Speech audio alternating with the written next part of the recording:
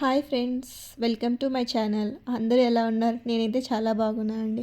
ఈరోజు సండే కదండి, నేను మా పిల్లలు అందరూ కలిసి షెడ్కి వెళ్తున్నామండి.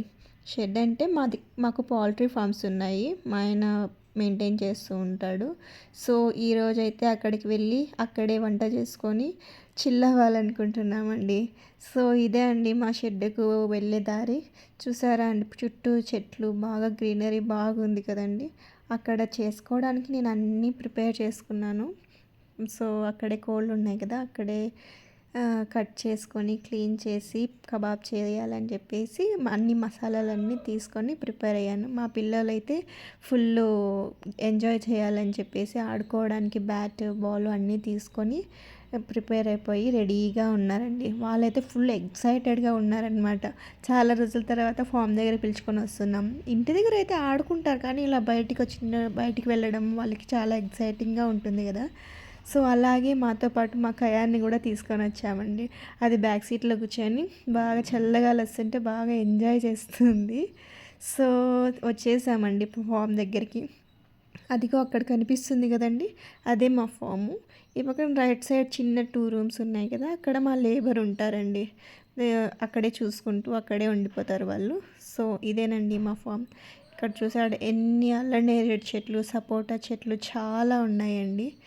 సో దిగగానే మా కయాన్ ఫుల్ ఎక్సైటెడ్ అయిపోతుంది అనమాట. చాలా రోజులైంది దాన్ని బయటికి తీసుకొని వచ్చి గడ్డిలో ఎగరడము గెంతడము అన్నీ స్టార్ట్ చేసేసింది. పట్టుకోవడానికి అవ్వడం లేదు, దాన్ని పరిగెడుతుంది అని లాక్కొని వెళ్ళిపోతుంది. భారీ సైజ్ కదా, బాగా లాగేస్తుంది, మనుషులు పట్టుకోలేరు. మా ఆయన అయితే పట్టుకోగలరు, నేనైతే దాంతో పట్లు వెళ్ళిపోతూ ఉంటానన్నమాట. చూడండి ఎలా ఎక్సైట్ అవుతుందో అది. బాగా ఎంజాయ్. అప్పుడప్పుడు వీటిని కూడా బయటికి తీసుకొని వెళ్ళాలి. మా ఇంట్లో అయితే మా ఆయన తప్ప నేను తీసుకొని వెళ్ళడమే ఉండదు బయటికి. సో ఇలా ఎంజాయ్ చేస్తూ ఉందండి. మా పిల్లలు ఆ పక్క ఆడుకుంటూ ఉంటే చూస్తుంది, ఏం చేస్తున్నారు మీరు అని చెప్పేసి. సో చూద్దాం రండి మా ఫాము. కొన్ని కోళ్ళే ఉన్నాయండి, నిన్న లిఫ్టింగ్ అయింది. సో దీంట్లో నుంచి ఒక కోడిని తీసుకున్నాడు మా ఆయన కట్ చేయడానికి. ఖయాన్ చూడండి దాన్ని ఫ్రెండ్ మాట్లాడిస్తుంది, నాకుతూ మాట్లాడిస్తుంది. కొన్ని డాగ్స్ అయితే పట్టుకొని తినేస్తాయి. ఇదిగా చూడండి, మా లేబర్ అయితే ఫుల్గా బాగా కడిగి క్లీన్ చేసి ఇచ్చేసారు చికెన్.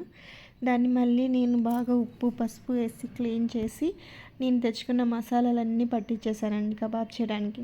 అలాగే పొయ్యి కూడా ప్రిపేర్ చేశాను, కట్ల పొయ్యి. గ్రిల్స్ ప్యాన్ కూడా తెచ్చానండి, దాని మీద పెట్టి ఇప్పుడైతే పకోడాకి పెట్టేశాను.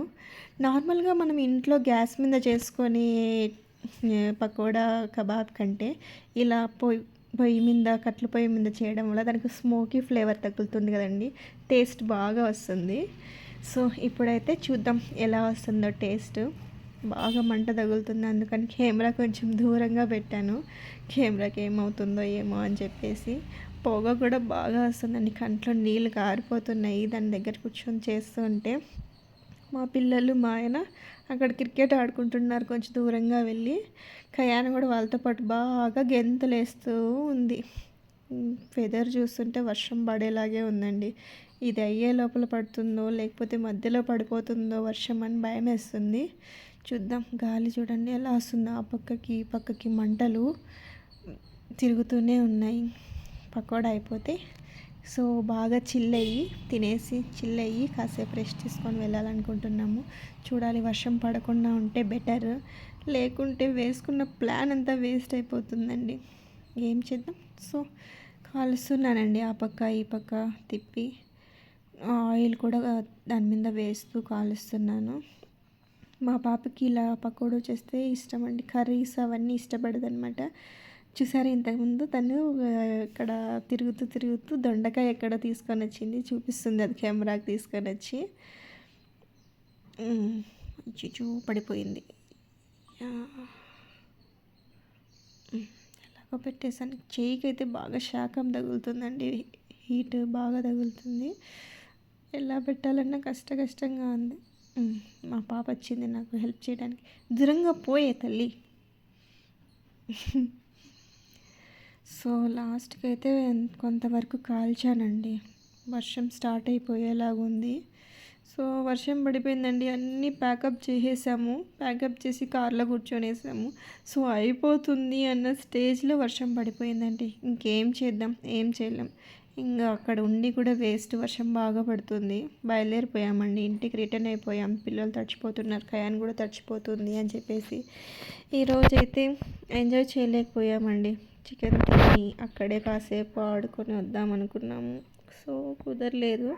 ఇంక ఇవన్నీ మసాలా పట్టించినవంతా మళ్ళీ ఇంటికి తీసుకొని వెళ్ళి చేసుకుంటానండి. అన్నీ ప్యాక్ చేసుకున్నాను. Anyway, no worries. ఇంటికి వెళ్ళిపోయి మళ్ళీ చేసుకోవాలి అంతే. అలాగే మూడ్ డిసప్పాయింట్గా ఉంది అని చెప్పేసి చాయ్ తాగుదామా అని చెప్పేసి అన్నాడు మా ఆయన. ఓకే అని చెప్పాను. వెళ్తున్న దారిలో ఒక టీ షాప్ కనిపించింది. నాకు టీ తీసి ఇచ్చారు మా ఆయన నేను టీ తాగాము. పిల్లలకైతే శాండ్విచ్ తీసి ఇచ్చాము. వాళ్ళు కూడా శాండ్విచ్ని ఎంజాయ్ చేశారు. ఇంకా దారిలో వస్తుండగా చర్చికి వెళ్ళి కాసేపు అక్కడే ఉండి ప్రేయర్ చేసుకొని ఇంటికి వెళ్ళిపోయామండి. That's it for today. Thanks for watching. Please subscribe.